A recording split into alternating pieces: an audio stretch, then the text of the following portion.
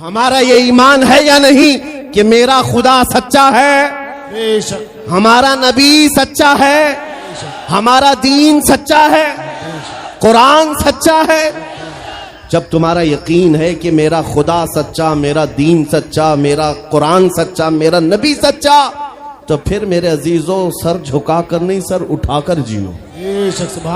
और तुम्हें हुजूर अकरम सल्लल्लाहु ताला अलैहि वसल्लम के अखलाक पर कभी शर्म नहीं आनी चाहिए।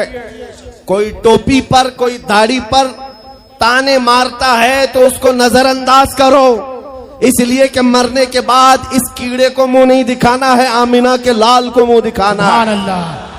ताना देता है तो देकर मर जाएगा। हमें फर्क नहीं पड़ता, हमारे लिबास से जलते हो तो और जलो, मरो, इसलिए कि जिसकी किस्मत में यहां भी जलना वहां भी जलना। और अल्हम्दुलिल्लाह सुन्नियों की किस्मत में यहां भी खुशियां है, वहां भी खुशियां। हम यहां पर हुजूर पाक का जिक्र कर रहे हैं और खुशहाल है, अल्हम्दुलिल्लाह खुशहाल हैं, इसलिए कि मुझे पता है हमारी हैसियत क्या है। खुशहाल हैं, आप भी हैं, हम हैं।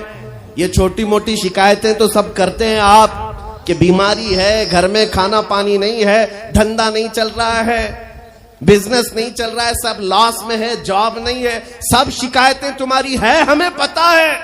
मेरे अजीजों, हम तो बार बार ये रोना रोते हैं, हम बड़ी कमजोर कौम हैं, हम बड़ी कमजोर कौम हैं, हम बड़ी कमजोर कौम हैं। लेकिन मीडिया के दज्जाली कुत्ते बार बार भौंक भौंक कर बताते हैं तुम कुछ हो, तुम कमजोर नहीं हो। 24 घंटे हम पर डिबेट होता है कि नहीं होता है? कुल मिलाकर हम पर ही डिबेट। अरे मियाँ, यहाँ तो इलेक्शन भी कैंपेनिंग के लिए हम हैं, हमारे मुद्दे को लेकर के ही सबको लड़ाना है, सबके दरमियान। मैं आपसे ये कहता हूं, ये बातें यूं ही नहीं, वो बार बार तुम्हें भौंक कर बता रहे हैं तुम कुछ हो, लेकिन तुम कहते हो नहीं मैं कुछ नहीं हूं, हम कमजोर हैं। वो कहते हैं नहीं कमजोर नहीं, तुम कुछ हो। एक तरफ तो कहते हैं कुछ नहीं है, सब बिखरे हुए लोग हैं, पंचर पुत्र भी कहते हैं, लेकिन फिर हम उनसे कहते हैं मियाँ पंचर पुत्र है तो 24 घंटे डिबेट हम पर क्यों करते हो? डर किस बात का है? किस बात का डर है? क्या दूसरी और कौमें नहीं हैं जिसको निशाना बनाओगे? अरे 70 कौमें मौजूद हैं, लेकिन हमें पता है तुम्हारी आंखों में अगर कोई चुभता है तो गुलाम मुस्तफा ही है, इसलिए कि उन्हें भी तारीख पता है। ये अगर निकल पड़े हैं सहरा से बगैर चप्पल के, पैबंद लगे कपड़ों से, तो कैसर और किसरा को भी धूल चटा सकते हैं। वह दुनिया की सुपर पावर ताकतों को घुटने टेकने पर मजबूर करने वाली कौम, वो उमर बिन खत्ताब के शागिर्द थे, सहाबाए कराम थे। दुनिया को तारीख पता है कि ये जिस दिन पढ़ने लग गए खालिद बिन वलीद को, जिस दिन ये पढ़ने लग गए सलाहुद्दीन अय्यूबी को, जिस दिन इनको कोई कहने लग गया कि तुम्हारा कोई शिहाबुद्दीन गौरी भी था, तुम्हारा कोई औरंगजेब भी था, तो फिर ये मुर्दा और मुरझाई हुई कौम दोबारा उठने लग गई तो अच्छे अच्छों की नींद हराम हो सकती है। इसीलिए कहा जाता है मुसलमानों के मोहल्ले में नशा बांटो, मुसलमानों को नशा करवाओ, नशा बेचने वाले यही, नशा करने वाले यही, इसलिए कि ये जब तक नशा में रहेंगे हम सुकून से रहेंगे, और जिस दिन ये उठ गए तो दूसरों के सुकून के लाले पड़ जाएंगे। इसलिए मेरे अजीजों, मैं तुम्हें बेदार करने के लिए आया हूं और दुनिया की नजरों में खटकता रहूंगा, लेकिन मेरे पास जितना भी वक्त मौजूद है मैं खामोश नहीं रहूंगा इंशाअल्लाहुल अज़ीज़। कल को भी अगर मेरी फांसी हो जाए मुझे इस बात की परवाह नहीं है, दुनिया से जाएंगे। हमारे एक के मर जाने के बाद उन कुत्तों से कहता हूं कि इसको ये मत समझ लेना कि इस्लाम खत्म हो जाएगा, मुझ जैसे 1000 कट भी जाएं तब भी हम नारा यही लगाएंगे, इस्लाम जिंदा होता है हर करबला के बाद। नारे तकबीर, नारे रिसालत, शहंशाह खिताबत, शेरे हिंदुस्तान सलमान मुफ्ती सलमान हजारी साहब किबला। सुभान अल्लाह, सुभान अल्लाह। मेरे अजीजों, बात आज ईमान की है। मैंने आज तक किसी तकरीर में किसी को असलहा उठाने की बात नहीं की, मैंने कभी किसी को बंदूक बारूद चाकू तलवार की बात नहीं की, और ना ही हमें जरूरत है। मेरे अजीजों, हम तो चाहते हैं कि तुम इश्क रसूल का जामा पहन लो, हुजूर की मोहब्बत का लिबास पहन लो। मेरे अजीजों, चाकू ब्लेड भी उठाने की जरूरत नहीं, तुम्हारे चलते फिरते देखकर कितने कीड़े फना हो जाए। हाँ, सिर्फ तुम्हारी चलत फिरत से कई कुत्ते नालियों में मर जाएं। सबको समझ में आती है बात। और जिन लोगों ने मुझसे पूछा था बार बार, आप कुत्ते किसको कहते हैं, मैंने कहा कोई सुन्नी मुझसे पूछा ही नहीं, किसी ने मुझसे पूछा ही नहीं। ये सारी तकरीरें सुन रहे हैं, आपने पहले ही पूछा तो कहीं ऐसा तो नहीं कि जख्म पर जाकर बात लगी हो। खैर मेरे अजीजों, आपको मैं बारहा बेदार इस बात के लिए करना चाहता हूं, हुजूर के अगर गुलाम हैं तो पूरे गुलाम बनो, पूरे गुलाम।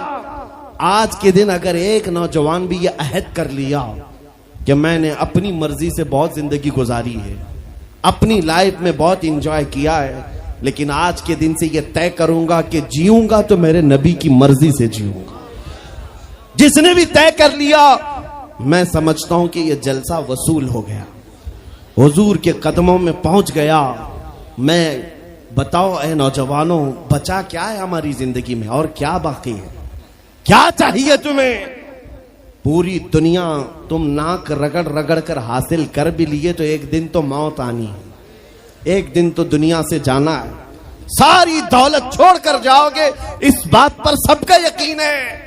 तुमने खुद अपने हाथों से कितने मुर्दे दफनाए, तुमने कितने लोगों की कब्रों को खुद अपने हाथों से बंद किया। आज जो ये आंखें खुली हैं, अचानक बंद कर दी जाएंगी, ये धड़कनें रुक जाएंगी, तुम हाथ पैर भी नहीं उठा सकते, और ये पूरे लोग उठाकर तुम्हें इतनी छोटी कब्र में डाल कर आते हैं जहां करवट लेने की भी जगह नहीं, सांस और हवा के लिए कोई रोशनदान नहीं, खिड़की नहीं। इतने घने अंधेरे के अंदर तुम तन्हा होते हो। उस कब्र के मुतालिक सोचो, वहां मुनकर नकीर जिसके बारे में पूछ रहे होंगे वो ताजदार मदीना की जात होगी। हुजूर के बारे में तुमसे पूछा जा रहा है कि तुम उनके बारे में क्या कहते थे।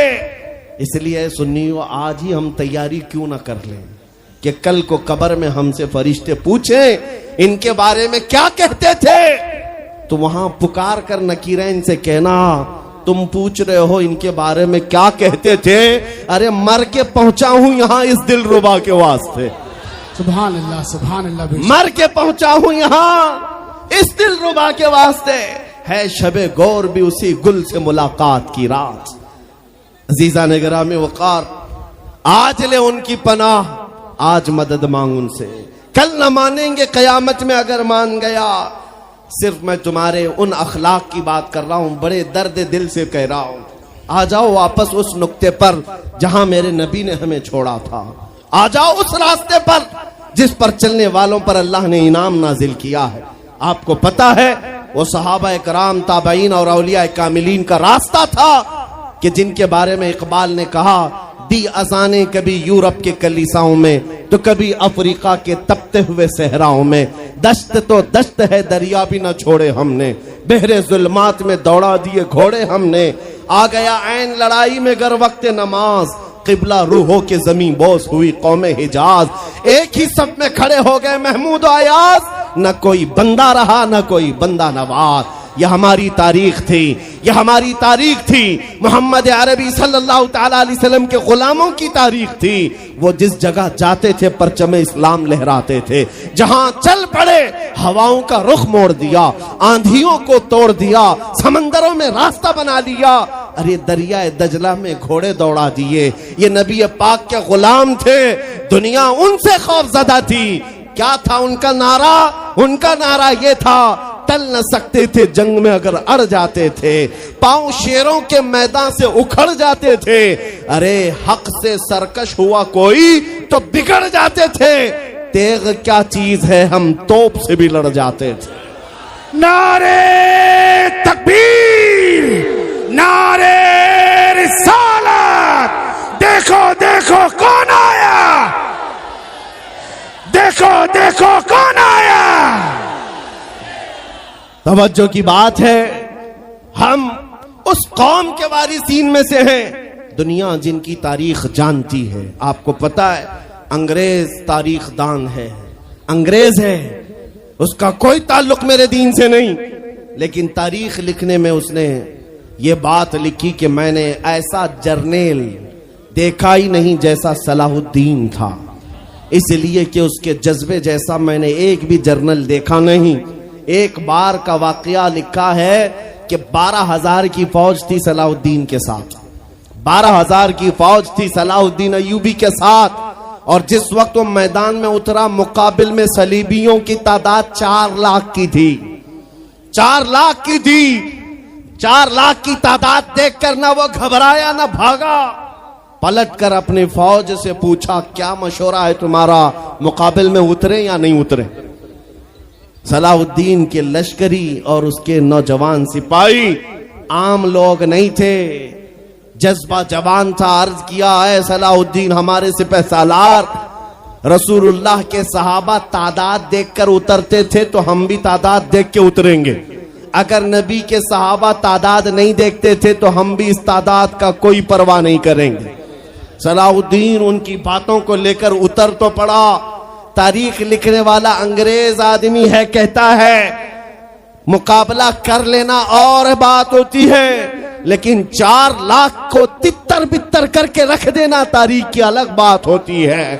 सलाहुद्दीन के इस कारनामे के बाद वो अंग्रेज तारीख दान कहता है हमारे इलाकों में हाल ये हो गया था, हमारे यहाँ की माएं अपने बच्चों को थपकियां देकर सुलाती थी और ये कहती थी कि बेटा सो जा नहीं तो सलाहुद्दीन आ जाए। सुभान अल्लाह, सुभान अल्लाह। ये मैं इसलिए बातें अर्ज कर रहा हूं कि सलाहुद्दीन अय्यूबी की ताकत वो उनकी अपनी बॉडी की ताकत नहीं थी, वो ना ही किसी जगह से वर्जिश करके हासिल की हुई ताकत थी। सलाहुद्दीन की ताकत इश्क मुस्तफा की वजह से थी, वो मोहब्बत रसूल का पैकर था। हमने तारीख में उन जवानों को देखा है जिन्होंने तारीख उलट करके रख दिया है, जिन्होंने जमीन में एक अलग परचम लहरा कर रख दिया है।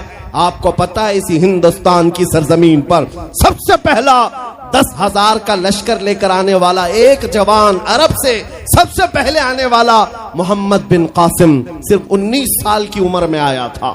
19 साल की उम्र में आया था। किस लिए आया था? माल लूटने नहीं आया था, यहाँ जगह कब्जा करने नहीं आया था।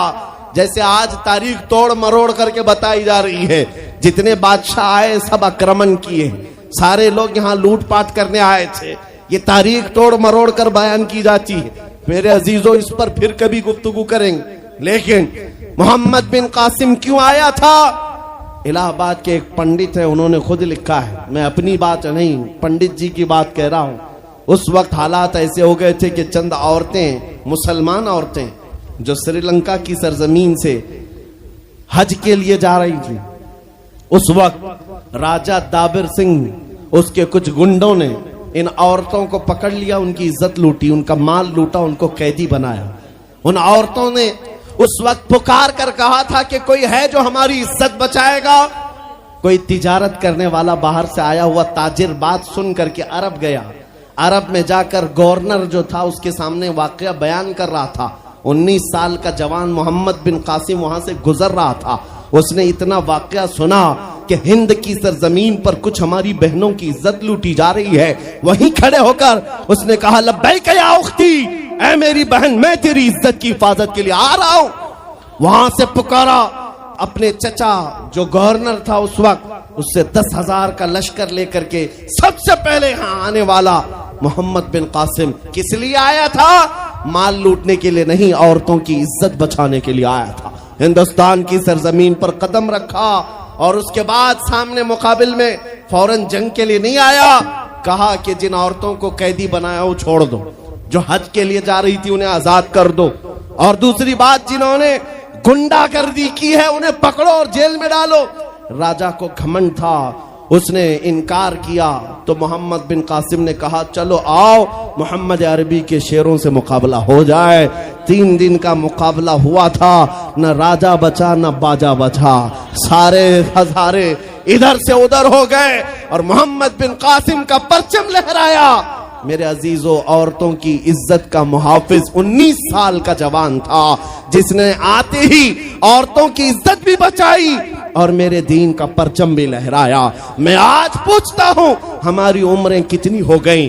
कई जवान 25 साल 30 साल क्रॉस कर चुके। आज बहुत सारी औरतों की इज्जतें जब लूटी जाती हैं, तुम तो मोबाइल में देख देख करके शेयर कर देते हो, वीडियो इधर से उधर फैला देते हो और उसके बाद समझते हो हम बहुत बड़ा काम कर रहे हैं। हर कोई यही कहता है सबको शेयर करो, सबको शेयर करो। काय के लिए शेयर करो? मेरे अजीजों, ये कौन सी जंग लड़ रहे हो? व्हाट्सएप मोबाइल की जंग लड़ रहे हो? तुम्हारे अंदर अगर गैरत बाकी है तो मेरे अजीजों, किसी की इज्जत लुटते हुए देखकर तुम तमाशा नहीं कर सकते। ईमान बेदार करो, ईमान बेदार करो। ये आज हालात क्यों आए? इमाम गजाली की एक बात मैं सुनाता हूं। बहुत सालों पहले उस इमाम ने कहा था, 1000 साल पहले तकरीबन, उस इमाम ने कहा था, जब इस उम्मत के सामने उनके रसूल की तौहीन हो रही हो और उम्मत खामोश बैठी रहे, तो चंद दिन इंतजार करें, इनकी माँ और बहनों को बाजार में लाकर नीलाम किया जाएगा, इनकी माँ और बहनों की इज्जत लूटी जाएगी और ये कुछ ना कर सकेंगे, इनके बच्चों को मारा जाएगा और ये कुछ ना कर सकेंगे। मैं आज महसूस कर रहा हूं, हुजूर की गुस्ताखी पर और तौहीन पर खामोश रहने का नतीजा यह है कि अब हमारे घर भी सलामत नहीं रहेंगे। लोग आज चीख रहे हैं, मस्जिदें वीरान हो गई, मस्जिदें टूट रही हैं, खानकाहें टूट रही हैं, न जाने कितने मज़ारात बिल्डोजर से खत्म किए जा रहे हैं। ये तमाम बातें अपनी जगह पर। मैं आपसे पूछता हूं, जाने ईमान रसूलुल्लाह की इज्जत बाकी नहीं रही तो फिर कुछ भी बाकी नहीं रहा। वो जो न हो तो कुछ न हो, वो जो न थे तो कुछ न था। जान है वो जहान की और जान है तो जहान है। आपसे मैं यही कहना चाहता हूं, सीरियस हो जाओ, हसास हो जाओ। हंसी मजाक, गलछड़े, ये लतीफे लोगों के दरमियान अय्याशियां खत्म कर डालो। आज हर एक के घर से धुआं उठ रहा है और लोग अभी खुशियां और तमाशा देखने में मसरूफ हैं। आज पूरी दुनिया में जो तमाशा है आप नहीं अंदाजा कर सकते। फिलिस्तीन के बच्चों के साथ खून की होली खेली जाती है। हमने इराक में देखा है, चंद साल पहले जहां मैदान में खेला करते थे लोग, आज वो मैदान कब्रों से भर चुका है, कब्रों से भर चुका है। इतनी मौतें होती हैं कि जनाजा उठाने के लिए लोग नहीं होते, जनाजा उठाने के लिए लोग नहीं होते। ये तमाम हालात क्यों पैदा हुए? मुल्क शाम के हालात इतने सख्त तरीन हो गए हैं कि तकरीबन 50 लाख के करीब बेघर हो चुके लोग, जिनका घर नहीं, सब टूट चुका। यह हालात देखकर मैं आपसे कहता हूं, बेदार हो जाओ और अमल की तरफ आ जाओ।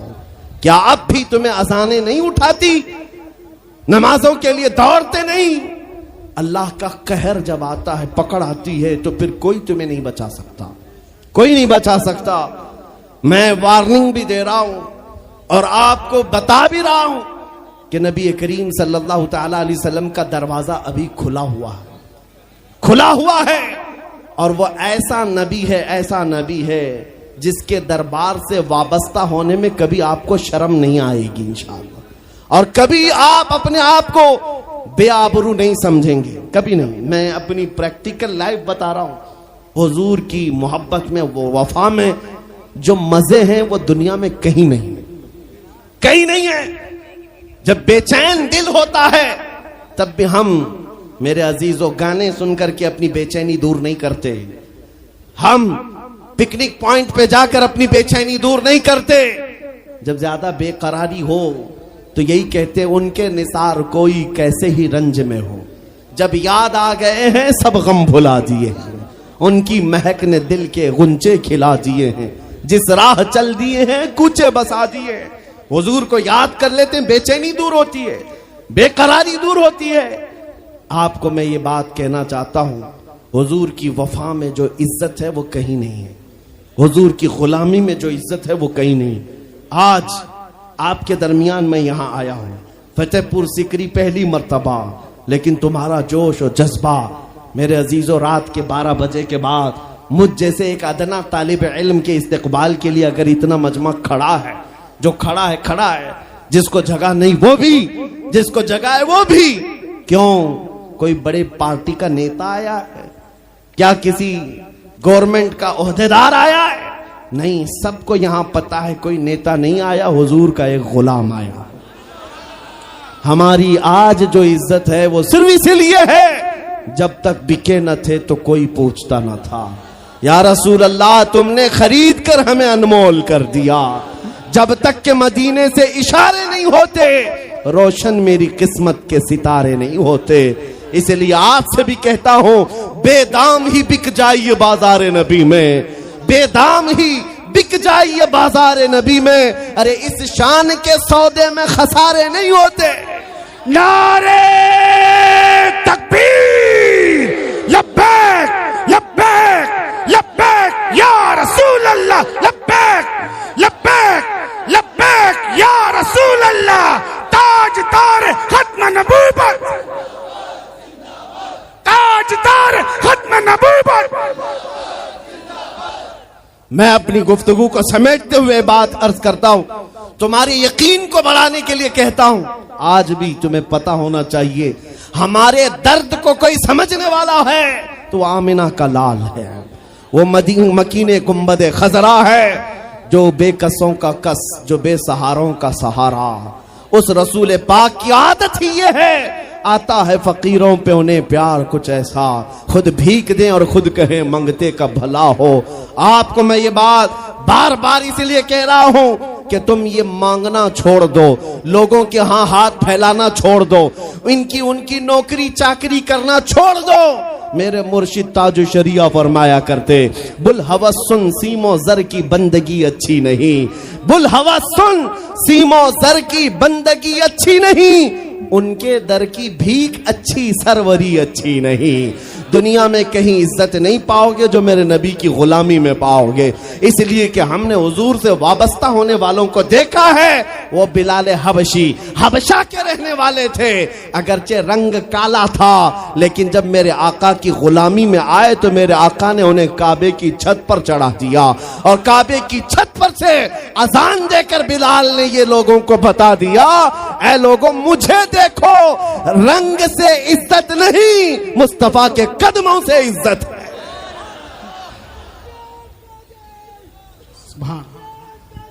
अजीजा ने ग्राम वक़ार, तवज्जो चाहता हूं, हुजूर की गुलामी में जो इज्जत है वो हमने देखी है।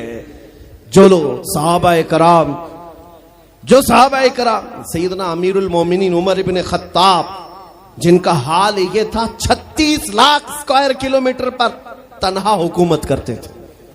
उस वक्त मिस्र भी, शाम भी, यमन भी, इराक भी, फिलिस्तीन भी, अरब, ये 6 कंट्री पूरे मिलाकर तन्हा हजरत उमर की निगरानी में थे।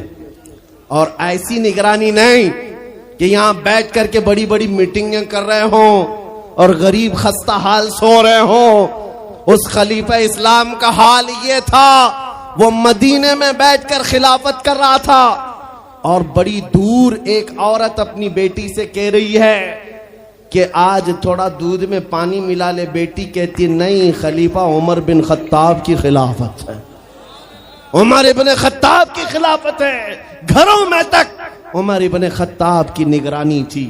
ये कौन? उमर इब्न खत्ताब रदियल्लाहु ताला, जिन्होंने लोगों का खून चूस करके हुकूमत की कुर्सी नहीं बिठाई। और दूसरी बात यह भी कि वो उमर सादा जिंदगी गुजारने वाले, उनकी सिक्योरिटी भी ऐसी नहीं थी कि रोल्स रॉयस लगी हुई हो, काली गाड़ियां आगे पीछे घूमती हों। मेरे अजीजों, उस उमर इब्न खत्ताब की बात कर रहा हूं। जब बैतुल मुकद्दस फतह हो गया तो वहां से हजरत अबू उबैदा बिन जर्राह ने खत लिख करके भेजा कि लोगों की ख्वाहिश है उमर इब्न खत्ताब आप तशरीफ लाएं, बैतुल मुकद्दस की चाबी आपके हाथ में दी जाएगी, आप तशरीफ लाएं। तो उमर इब्न खत्ताब रदियल्लाहु ताला अन्हु मदीने से चल पड़े अपना एक गुलाम लेकर के। लेकिन गुलाम और खुद होने के बाद एक ही घोड़ा था। तय ये कर लिया गुलाम के साथ कि 1 मील मैं बैठूंगा तू चलेगा, और दूसरे मील तू बैठेगा मैं चलूंगा। ये शान उमर इब्न खत्ताब रदियल्लाहु ताला अन्हु की। मैं क्यों कह रहा हूं अभी बताता हूं। और इस तरह से सफर कटता रहा। 1 मील खुद बैठते, 1 मील गुलाम बैठता था, क्योंकि उनके अदल के सामने किसी की नहीं चलती। फिर जब इत्तेफाक ऐसा है बैतुल मुकद्दस करीब आया, लोग सब देखने के लिए बाहर आए, लेकिन घोड़े पर बैठने की बारी गुलाम की थी और आपकी चलने की थी। बारी बारी है, गुलाम बैठा हुआ आ रहा है और खलीफा वक्त रस्सी पकड़ा हुआ आ रहा है। लोग दौड़े दौड़े आए, फिलिस्तीन के अमीरुल मोमिनीन कहकर नारा लगा रहे थे। तो जो मौजूद सहाबा थे उन्होंने बताया, ये घोड़े पर बैठा हुआ अमीरुल मोमिनीन नहीं है, ये घोड़े की रस्सी पकड़कर जो आ रहा है वो अमीरुल मोमिनीन है। ईसाइयों ने पहली मर्तबा देख करके पूछा था, ए मुसलमानों, क्या तुम्हारा बादशाह ऐसा भी होता है?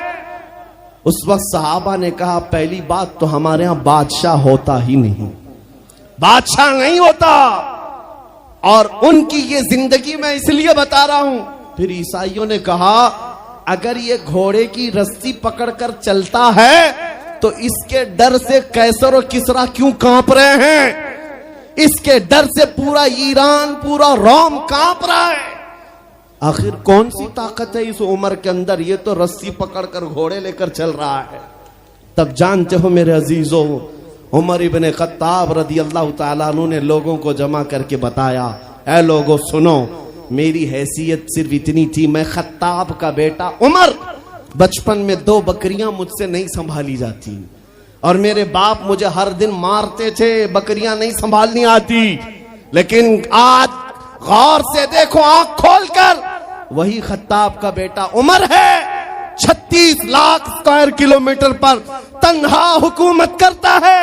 इसलिए नहीं कि खत्ताब का बेटा उमर है, इसलिए कि मोहम्मद अरबी का गुलाम उमर है।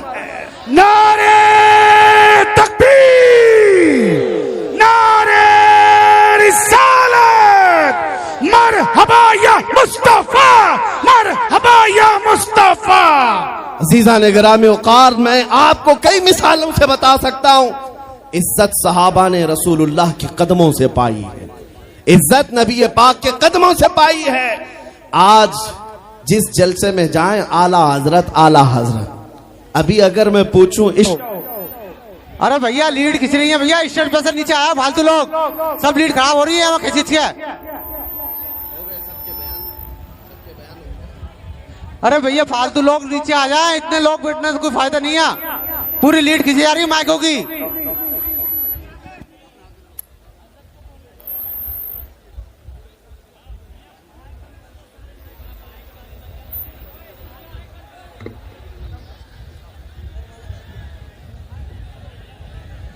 मिंबर नूर पर जलवाबार उलमाए ज़वील एहतराम, मशाइख, सादात, हाज़रीन अहले सुन्नत व जमात, अस्सलामु अलैकुम व रहमतुल्लाहि व बरकातुहू। अल्हम्दुलिल्लाह, अल्हम्दुलिल्लाहिल हन्नानिल मन्नान, अल्लज़ी खलक़ल इंसान व अल्लमहुल बयान, वस्सलातु वस्सलामु अला रसूलिही सय्यिदिल इंसी वल जान व अला आलिही व अस्हाबिही ज़विल खैरि वल इहसान, अम्मा बाद। फ़अऊज़ु बिल्लाहि मिनश शैतानिर रजीम, बिस्मिल्लाहिर रहमानिर रहीम। क़ुल बिफ़ज़लिल्लाहि व बिरहमतिही फ़बिज़ालिका फ़ल्यफ़रहू, सदक़ल्लाहु मौलानल अज़ीम। बारगाह रिसालत मुआब सल्लल्लाहु तआला अलैहि वसल्लम में दुरूद पाक का हदिया पेश करें। अल्लाहुम्मा सल्लि अला सय्यिदिना व मौलाना मुहम्मद मअदनिल जूदि वल करम व आलिहि व अस्हाबिहिल किराम व इब्निहिल करीम व बारिक व सल्लिम सलातन दाइमतन सरमदन अबदा। अज़ीज़ान गिरामी वक़ार,